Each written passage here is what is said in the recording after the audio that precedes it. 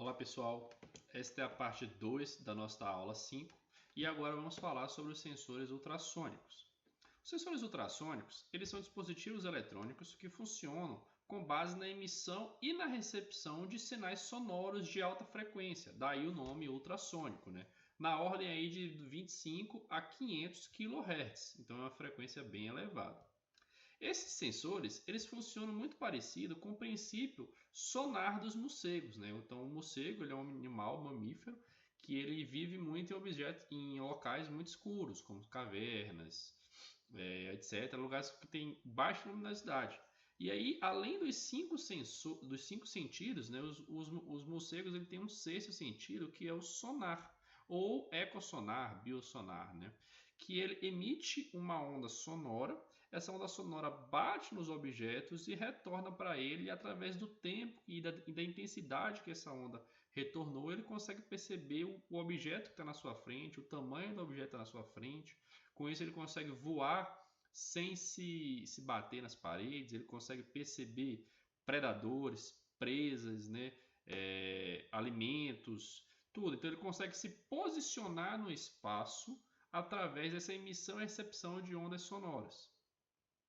E aí, quando esse sonar também ele é utilizado muito em navios para fazer o mapeamento da superfície do fundo do mar sem precisar ter alguém lá embaixo a uma profundidade muito elevada, né?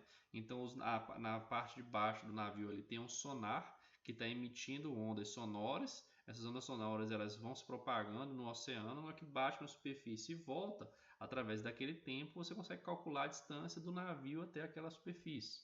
Tudo isso é baseado no princípio sonar também dos morcegos. E aí, essa onda que bate e volta, ela tem um nome, eco, certo?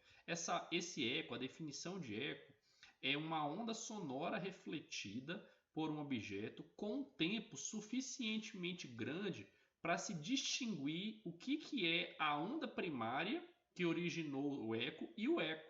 Então, para ser eco, você precisa ouvir os dois, né? Se for audível, você precisa ouvir o sinal original e o eco depois. Né? No caso de sinais não audíveis, você precisa perceber, né, o elemento, o dispositivo eletrônico, o sensor, ele tem que conseguir distinguir a onda sonora original da onda sonora do eco. E uma coisa interessante aqui é que o tempo de reflexão ele também pode ser calculado. Né? Imagina um navio querendo calcular essa distância do navio até esse subsolo. Então ele envia uma onda, essa onda vai percorrer uma distância d, que é a distância do navio à superfície, mais uma distância de volta, né, do eco. Então a onda vai e volta. Então ela percorre uma distância 2d, né? E aí a gente vai dividir para a gente calcular o tempo, a gente vai dividir essa distância total igual a 2d pela velocidade de propagação do som no meio, né? O ar vai ter uma velocidade de propagação, o oceano vai ter outra, e etc. Talvez não seja interessante para a gente calcular o tempo, mas sim a distância. Né? Então, esses sensores ultrassônicos, eles conseguem calcular essa distância através dessa relação, da diferença de tempo entre a onda sonora emitida e a recebida e a velocidade de propagação do som, que vai ser muito mais baixa que a velocidade de propagação da luz, por exemplo, né? Dividido por 2, porque a onda sonora percorre a distância de ida e de volta. Perceba que como essa velocidade de propagação ela é muito menor, é mais fácil para um sensor ultrassônico calcular essa distância, né, medir esse tempo, do que um processador, por exemplo, o controlador de um sensor óptico. E aqui a gente tem o mesmo conceito de zona morta, né? O mesmo conceito não, a gente tem a ideia de zona morta, né, ou zona cega, que a gente tinha lá nos sensores reflexivos, os sensores ópticos difusos, né? Só que lá era devido ao ângulo de incidência e aqui vai estar relacionado com a percepção, a diferenciação do eco para a onda original que o proporcionou. Então essa zona cega ela é uma distância mínima necessária para proporcionar o atraso de tempo que consiga detectar o eco distinto da onda sonora original que gerou o eco. Então, para a gente ter uma ideia aqui, a gente tem uma onda sonora, tá? Ela possui uma amplitude maior aí, e aí a gente envia essa onda sonora, né? Ela vai diminuindo essa amplitude com o passar do tempo, e aí essa onda foi emitida, e aí ela vai bater num objeto e ela vai voltar na forma de eco. Então eu preciso conseguir identificar claramente o meu sinal original e o meu sinal sonoro reduzido, né? Ele vai ter uma atenuação aqui devido ao meio, etc. Mas eu consigo perceber claramente que isso daqui é o eco do meu sinal original. Aqui novamente eu vou ter um novo sinal sendo emitido e mais para frente vai ter um novo eco se tiver um objeto na frente. Então nessa situação eu sei que o meu objeto ele não está dentro da minha zona cega, ele está dentro do meu cone de som, né? Que é a propagação dessa onda sonora no meio. Mas se por algum acaso esse objeto estivesse muito perto do meu sensor, de forma que ele produzisse um eco que causasse aqui uma interferência no meu sinal original, eu não conseguiria distinguir o que é sinal original do que é eco. Então eu não conseguiria calcular esse tempo entre um e outro. Então, para o sensor, isso tudo aqui seria uma coisa só, ele nunca detectaria esse objeto que está muito próximo dele. Então a gente precisa respeitar essa zona cega também. O princípio de funcionamento desse sensor é muito parecido com os que a gente já vem trabalhando até o momento.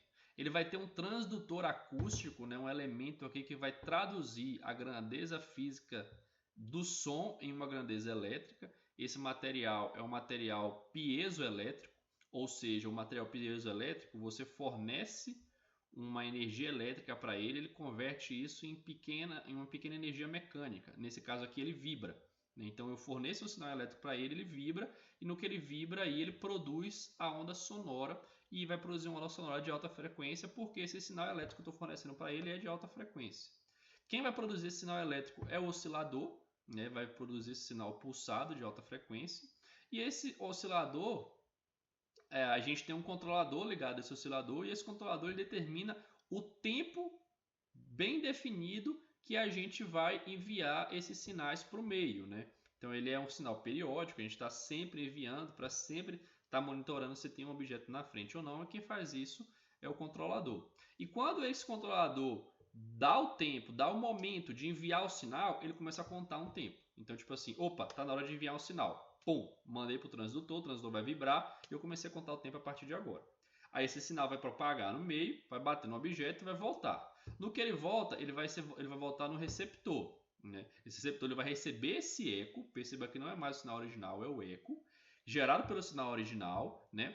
E esse receptor ele vai enviar esse eco para um comparador que vai comparar o eco com o sinal original, vai perceber que ele é idêntico, né? Que está numa frequência bem parecida, está numa amplitude ali bem parecida, num formato de curva bem parecido, justamente para que a gente não detecte outros sinais sonoros aleatórios que existem no meio, até de outros sensores calibrados com uma frequência sonora diferente.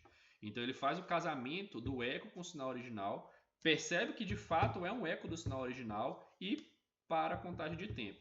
Ele vai enviar essa informação para um circuito externo que vai fazer a comutação da saída do sensor em função dessa detecção. Se esse comparador perceber que o eco não é referente ao sinal original, é um sinal aleatório, ele não identifica a presença do objeto. Né? Ele vê que esse sinal sonoro não bateu e voltou. Voltou um outro sinal qualquer que não fez parte do sinal, que não é oriundo do sinal original emitido.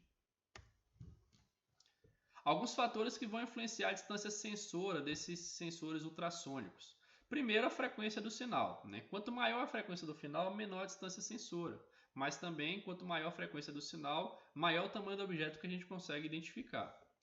Além disso, o tamanho do objeto também ele facilita, né? Quanto maior o tamanho do objeto, mais fácil identificar, porque mais fácil aquela onda vai bater e vai refletir. Então, esses sinais sonoros, esses sensores ultrassônicos são interessantes porque eles podem ser utilizados para detecção de objetos grandes. O material do objeto também faz muita diferença, até porque existem objetos como a espuma, algodão, borracha, que eles têm a capacidade de absorver o som. Então o som bate nele e ele não reflete o som, pelo menos ele absorve grande parte do som. E isso dificulta a onda, o eco voltar e ser percebido pelo sensor. Então, quando a gente tem esse tipo de objeto, a gente vai precisar, por exemplo, aqui, ó, Imagine que eu tenho um sensor nessa posição e eu quero detectar um metal. Eu tenho uma distância muito maior do que se eu quero detectar uma esponja, por exemplo.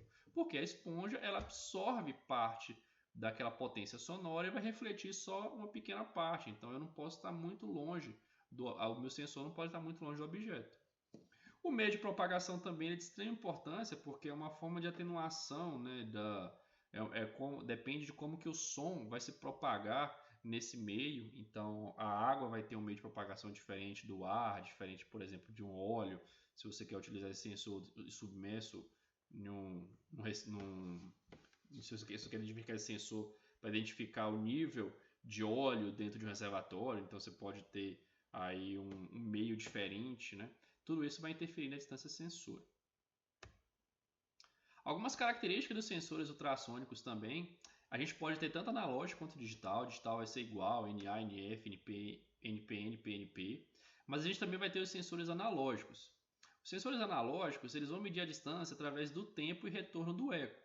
Uma característica aqui que eu já comentei com vocês é que esse tempo ele é muito mais facilmente calculado, porque a velocidade do som é menor do que a velocidade de propagação da luz. Então isso faz com que o sensor ultrassônico ele consiga calcular mais facilmente esse tempo, porém ele é mais lento, né? Porque imagina que como esse som ele tem que se propagar no meio, ele tem que ir e voltar a velocidade menor, ele tem um tempo de resposta inferior ao tempo de resposta dos sensores ópticos, né? Então há um trade-off aí, é uma compensação. Ele consegue contabilizar esse tempo mais facilmente, mas ele demora mais para contabilizar esse tempo porque a onda sonora demora mais para propagar. Ele pode ser utilizado para identificar líquido, gás, sólido, qualquer superfície, qualquer objeto que seja responsável por refletir a onda sonora.